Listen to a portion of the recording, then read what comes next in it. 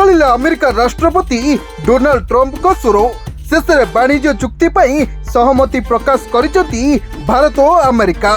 दीर्घ समय अनिश्चितता और वर्धित वाणिज्य चाप पर दीर्घ दिन धरी पड़ी रही अमेरिका भारत वाणिज्य चुक्ति शेष में सोमवार राति चूड़ांत होईची। प्रधानमंत्री नरेंद्र मोदी सहित फोन कॉल पर अमेरिका राष्ट्रपति डोनाल्ड ट्रंप सीधासलख यह चुक्तिनामा घोषणा करिसेंती। तेबे चुक्ति अनुसार ट्रंप भारत उपर पारस्परिक शुल्क को 25% रु 18% को ह्रास करिसेंती।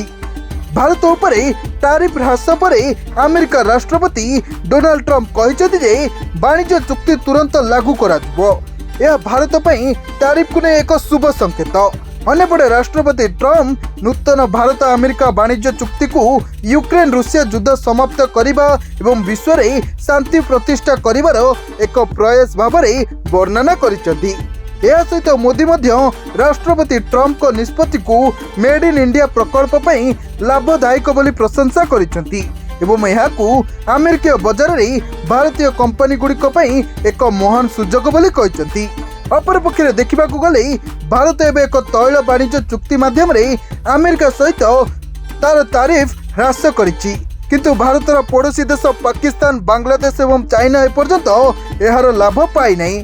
कारण यह तीन देश उपर टारिफ वर्तमान भारत उपर लागू होइतवा तारिफ अपेक्षा अधिक। कारण अमेरिका चीन उपर 37%, बांग्लादेश उपर 20% एवं पाकिस्तान उपर 19% तारिफ लागू करिछि। यह सहित यह तीनोटी देश एपर्यंत अमेरिका सहित वाणिज्य चुक्ति रे पहुंची नाती। तेबे ह्रास होइतिबा तारिफ सहित भारतीय उत्पाद गुड़ी को एबे अमेरिका को रप्तानी होई परिबो एवं आशा करा जाउछि जे एथर रप्तानी पूर्व अपेक्षा अधिक हेबो। यह सहित भारतीय कंपनी गुड़िक मध्य अमेरिका रे कार्यालय, कारखाना एवं प्लांट खोलिबार सुजोग पाइबे। अन्यपटे यह नहीं मोदी सोमवार दिन अमेरिका राष्ट्रपति डोनाल्ड ट्रंप को धन्यवाद जणाइछन्ती। से कहते जे विश्व शांति, स्थिरता एवं समृद्धि पई ट्रंप को नेतृत्व अत्यंत गुरुत्वपूर्ण। शांति पई तांकर प्रयास को भारत संपूर्ण समर्थन करे।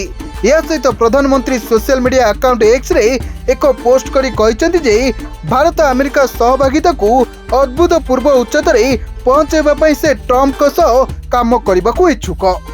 ब्यूरो रिपोर्ट, सरकार न्यूज।